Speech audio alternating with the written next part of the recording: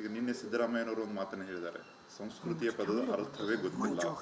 ಅಂದ್ರೆ ಮಾನವೀಯತೆ, ಇವ್ರ ಮನೆಗೆ ಬಂದಾಗ ಯಾರಿಗಾದ್ರು ಬಡವರಿಗೆ ಹೆಲ್ಪ್ ಮಾಡಿದಾರ ಅಂತ ಕೇಳಿದ್ದಾರೆ. ಸಿದ್ದರಾಮಯ್ಯನವರು ನನ್ನ ಎದುರುಗಡೆ ಬರಬೇಕು ಡಿಬೇಟಿಗೆ. ಸಂಸ್ಕೃತಿ ಅಂದರೆ ಏನು, ಯಾವುದು ಸಭ್ಯತೆ, ಇದ್ರ ಎಲ್ಲದರ ಬಗ್ಗೆ ನಾವಿಬ್ಬರು ಚರ್ಚೆ ಮಾಡಬೇಕು ಜನರ ಎದುರುಗಡೆ, ಸಾರ್ವಜನಿಕರ ಎದುರುಗಡೆ. ಅದು ಜನ ಪ್ರತ್ಯಕ್ಷವಾಗಿ ನೋಡಬೇಕು. ಎಲ್ಲೋ ಕುತ್ಕೊಂಡು ಅಥವಾ ಎಲ್ಲೋ ಸಭೆಗಳಲ್ಲಿ ಕೊಡೋದಲ್ಲ, ನನ್ನ ಎದುರುಗಡೆ ಬರಬೇಕು ಸಿದ್ದರಾಮಯ್ಯನವರು.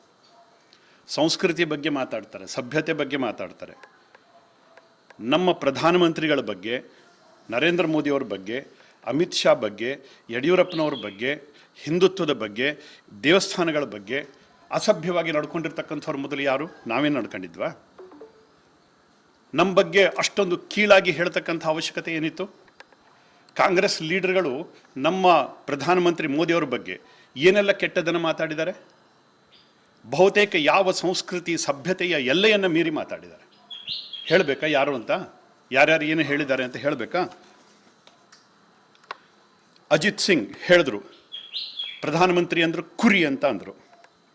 ಆಮೇಲೆ ಅಭಿಷೇಕ್ ಸಿಂಗ್ ಮಾನ್ವಿ ಹೇಳಿದ್ರು, ಡ್ಯಾಮೇಜ್ ಮಾಡ್ತಕ್ಕಂಥ ಮನುಷ್ಯ ಅಂತ ಅಂದರು, ಇಡೀ ಭಾರತದ ಡ್ಯಾಮೇಜ್ ಮಾಡ್ತಕ್ಕಂಥ ಮನುಷ್ಯ ಅಂತ ಅಂದರು.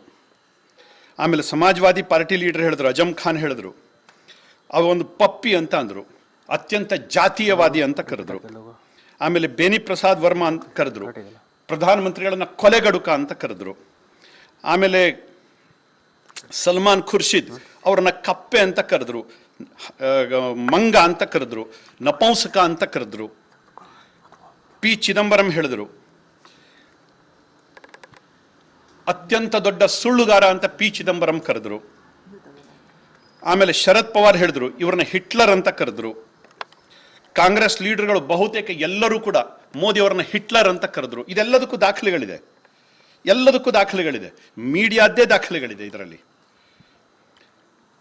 ಆಮೇಲೆ ಹಾಜಿ ಯಾಕೂಬ್ ಹೇಳಿದ್ರು, ಇವರೊಬ್ರು ಪ್ರೆಡೇಟರ್ ಅಂತ ಕರೆದ್ರು, ಟೈರಂಟ್ ಅಂತ ಕರೆದ್ರು. ಆಮೇಲೆ ಕರ್ನಾಟಕ ಚೀಫ್ ಮಿನಿಸ್ಟರ್ ಸಿದ್ದರಾಮಯ್ಯ ಕರೆದ್ರು, ಮಾಸ್ ಮರ್ಡರರ್ ಅಂತ ಕರೆದ್ರು ಇವರಿಗೆ. ಏಕವಚನದಲ್ಲಿ, ಎಲ್ಲರೂ ಏಕವಚನದಲ್ಲೇ ಮಾತಾಡಿದ್ದಾರೆ.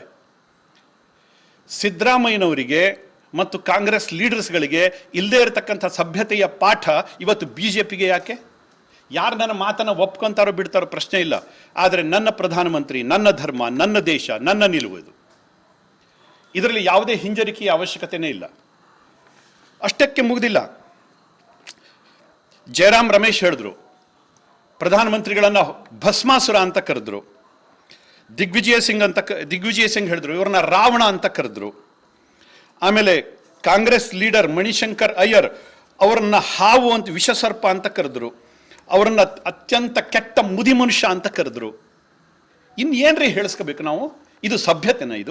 ಇದು ಸಂಸ್ಕೃತಿನ? ಇದು ಕಾಂಗ್ರೆಸ್ ಲೀಡರ್ಸ್ಗಳು ಎಲ್ಲರೂ ನನ್ನ ಎದುರುಗಡೆ ಬಂದು ನಿಂತ್ಕೊಳ್ಳಿ, ಸಂಸ್ಕೃತಿಯ ಪಾಠ ಏನು ಅಂತ ನಾನು ಹೇಳ್ತೀನಿ, ಮಾತಾಡೋದು ಹೇಗೆ ಅಂತ ನಾನು ಹೇಳ್ತೀನಿ.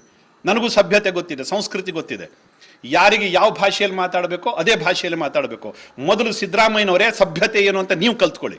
ಕಾಂಗ್ರೆಸ್ ಲೀಡರ್ಸ್ಗಳೇ ಸಂಸ್ಕೃತಿ ಅಂತಂದ್ರೆ ಏನು ಅಂತ ನೀವು ಕಲ್ತ್ಕೊಳ್ಳಿ. ಮಾತಾಡೋ ರೀತಿ ನೀತಿಗಳನ್ನು ನೀವು ಕಲ್ತ್ಕೊಳ್ಳಿ, ಆಮೇಲೆ ನಮಗೆ ಪಾಠ ಮಾಡಿ. ಇವತ್ತು ಕೆಲವೊಬ್ರು ಸಭ್ಯರು ನಮಗೆ ಪಾಠ ಮಾಡ್ಲಿಕ್ಕೆ ಬರ್ತಾರೆ. ಸಿದ್ದರಾಮಯ್ಯನವರು ಮೊನ್ನೆ ತಾನೇ ಎಲ್ಲ ವಿಡಿಯೋ ಸೋಷಿಯಲ್ ಮೀಡಿಯಾಗಳಲ್ಲಿ ಹರಿದಾಡ್ತಾ ಇದೆ, ಏಕವಚನದಲ್ಲಿ ಮಾತಾಡಿದ್ರು. ಕಳೆದ ಚುನಾವಣೆಗಳಲ್ಲಿ ಏನೆಲ್ಲ ಮಾತಾಡಿದ್ರು.